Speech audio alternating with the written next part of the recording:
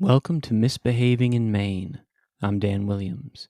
This story is called The Only Time I Ever Saw My Grandmother Run. And now, here goes everything.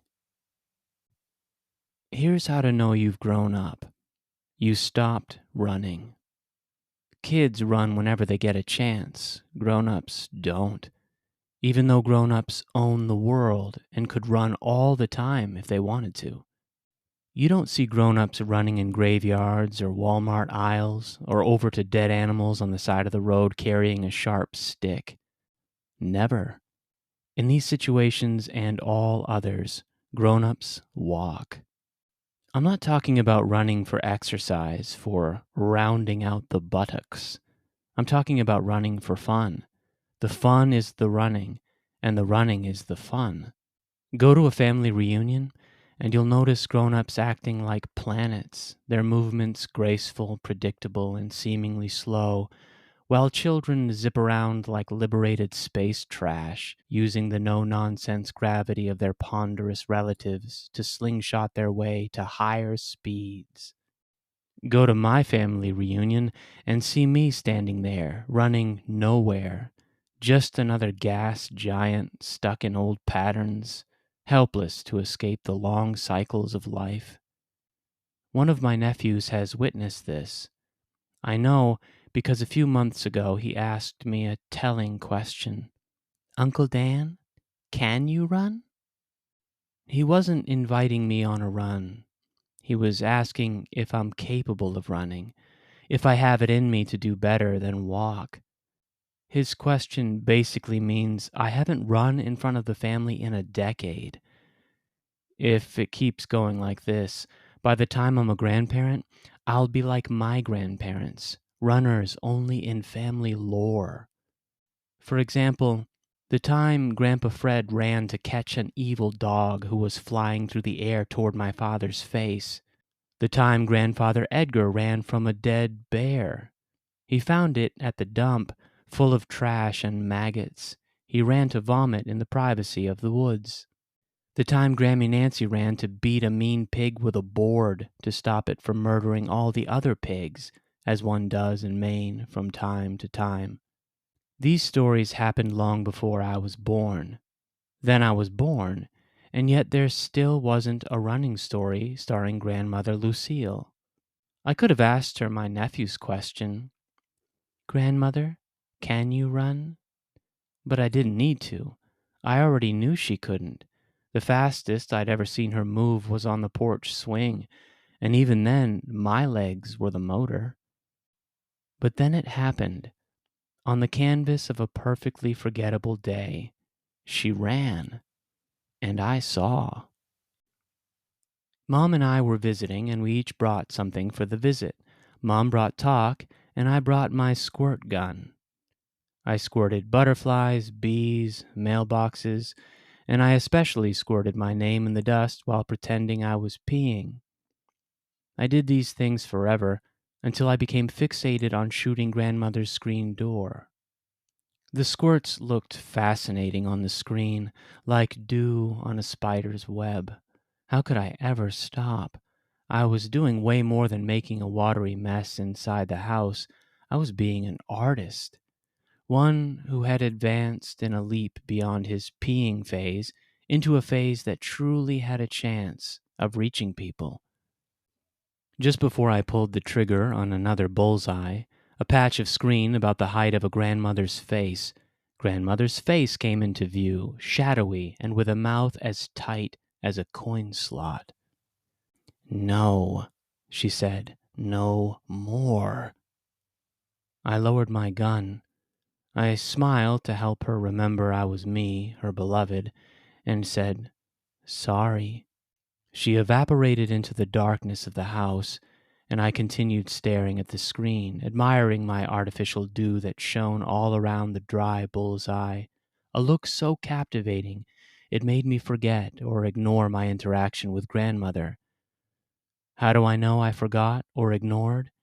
Because in 10 seconds or less, I went right back to my squirt work. I blasted the dry patch, then found others. I blasted until, once again, she appeared.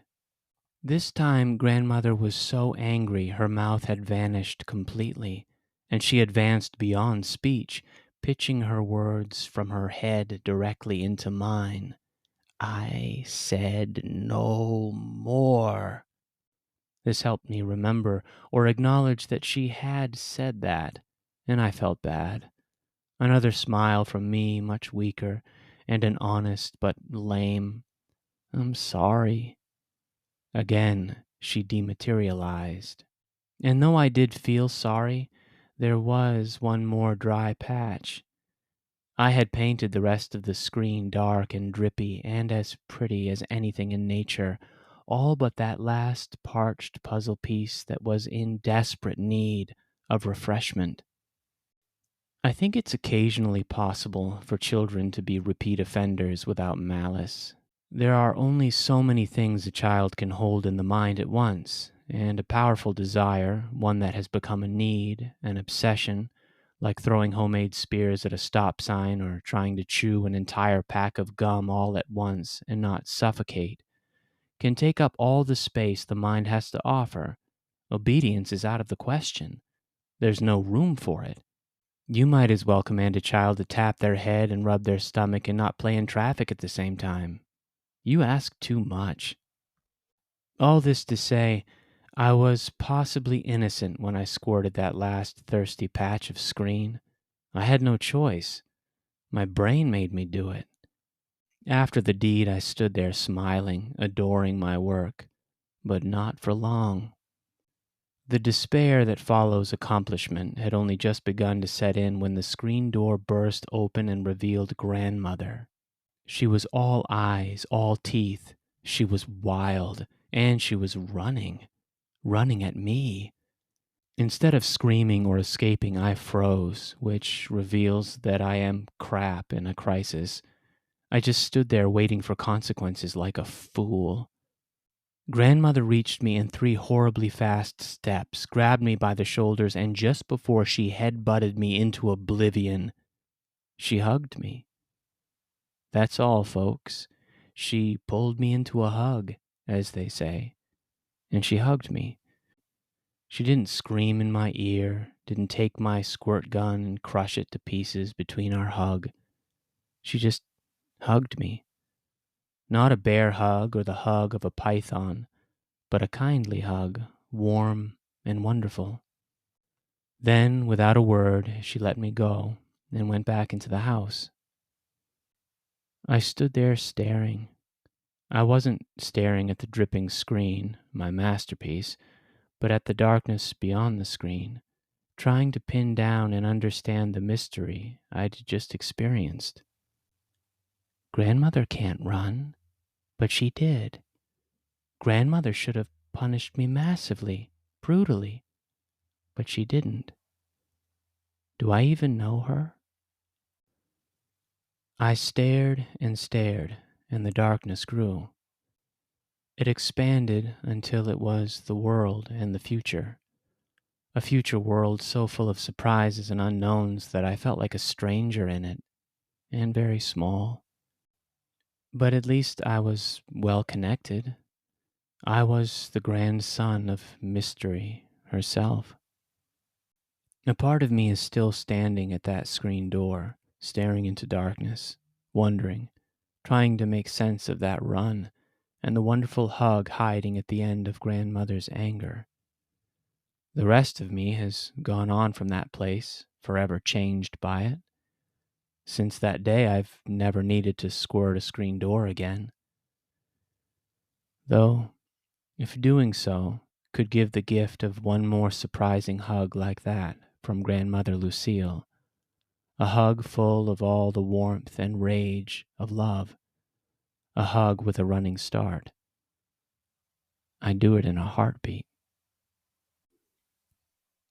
This has been Misbehaving in Maine. See you next time. And remember, you may be wicked, you may be weird, but you're not alone.